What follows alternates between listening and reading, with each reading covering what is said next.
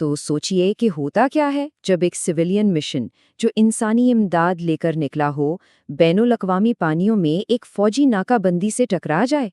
आज हम global समूद flotilla की कहानी पर नजर डालेंगे, एक ऐसा वाकया जहां अमन की एक कोशिश एक पुरतशद्दुद तसादुम में बदल गई। हाथ ऊपर, हाथ ऊपर, हाथ ऊपर। ज़रा तसव्वुर कीजिए, ये वो आवाज़ें हैं जो खुले समंदर में गूंज रही थीं जब एक इमदादी काफ़िले को रोका जा रहा था। कहानी का आगाज़ इसी अफरा तफरी के लम्हे से होता है।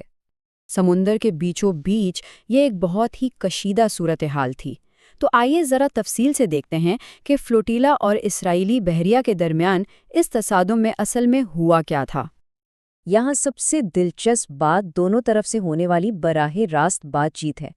एक तरफ से फौजी वार्निंग थी, आप एक जंगी इलाके में हैं, हम आपको रोक देंगे, और दूसरी तरफ से फ्लोटिला का जवाब था, हम दुनिया के ज़मीर के साथ हैं, बैनुल अक़वामी कानून आपको हमें रोकने की इजाज़त नहीं देता। ये मुकालमा इस वाक़े के बुनियादी तनाज़े को बिल्कुल वाज़े कर देता है। अच्छा, तो ये फ्लोटिला था क्या और इसका मकसद क्या था? आइए इस तसादुम से थोड़ा पीछे हटकर उस मिशन की बुनियादी तफसीलात को समझते हैं। तो ग्लोबल समूद फ्लोटिला दरअसल एक बैनुल अक़वामी सिविल सोसाइटी का शुरू किया गया एक इक़दाम था। इसके दो बिल्कुल साफ मकसद थे। पहला, गज़ा की इसराइली नाकाबंदी को चैलेंज करना, और दूसरा, वहाँ इंसानी इमदाद पहुँचाना। ये मुकम्मल तौर पर एक सिविलियन मिशन था। और ये कोई छोटा मोटा मिशन नहीं था। ज़रा इसके हुजम का अंदाज़ा लगाइए।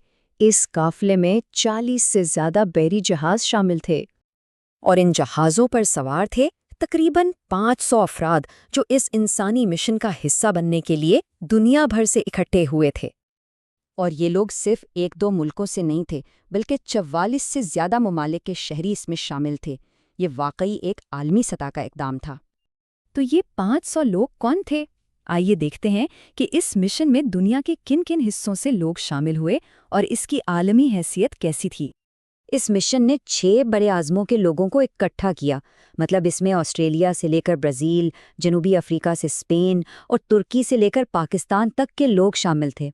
ये बात इसकी वसी आलमी हिमायत को ज़ाहिर करती है। इस कहानी में एक अहम शख्सियत है पाकिस्तान के साबिक सेनेटर मुश्ताक अहमद खान, जो 5 रुकनी पाकिस्तानी वफ़द की क़यादत कर रहे थे। उनकी मौजूदगी बाद में होने वाले सिफारती वाक़यात का एक मरकज़ी नुक्ता बन गई। अब वापस चलते हैं इस वाक़ये के क्लाइमैक्स पर, यानी वो लम्हा जब इस काफ़िले को रोका गया और जहाज़ पर सवार लोगों के साथ क्या हुआ। ज़राए के मुताबिक ये पूरी कार्रवाई मरहलावार हुई। सबसे पहले उनके कम्युनिकेशन सिस्टम्स को जैम कर दिया गया ताकि वो दुनिया से कट जाएं। फिर तेज़ रफ्तार कश्तियों ने उन्हें घेर लिया। इसके बाद पानी की तोपों का इस्तेमाल हुआ, और फिर इसराइली फोर्सेस जहाज़ पर सवार हो गईं, और आखिर में तमाम कारकुनों को हिरासत में ले लिया गया। तो इस कार्रवाई का नतीजा ये निकला कि रोके गए जहाज़ पर सवार तमाम अफराद को हिरासत में ले लिया गया। मुंतज़मीन का कहना है कि उनमें पाकिस्तानी वफ़द के सरबराह साबिक सेनेटर मुश्ताक अहमद खान भी शामिल थे। बैनुल अक़वामी पानियों में इस कार्रवाई ने, जैसा कि तवक्को की जा सकती है, फ़ौरन ही दुनिया भर में एक सिफारती रद्द-ए-अमल को जन्म दिया, जिससे सूरत-ए-हाल और भी पेचीदा हो गई। पाकिस्तान की तरफ से रद्द-ए-अमल बहुत फौरी और शदीद था। उस वक्त के वज़ीर-ए-आज़म शहबाज शरीफ ने इस वाक़ये को एक बुज़दिलाना कार्रवाई करार दिया और हिरासत में लिए गए तमाम अफराद की फौरी रिहाई का मुतालबा किया। और ये रद्द-ए-अमल सिर्फ पाकिस्तान तक ही महदूद नहीं था।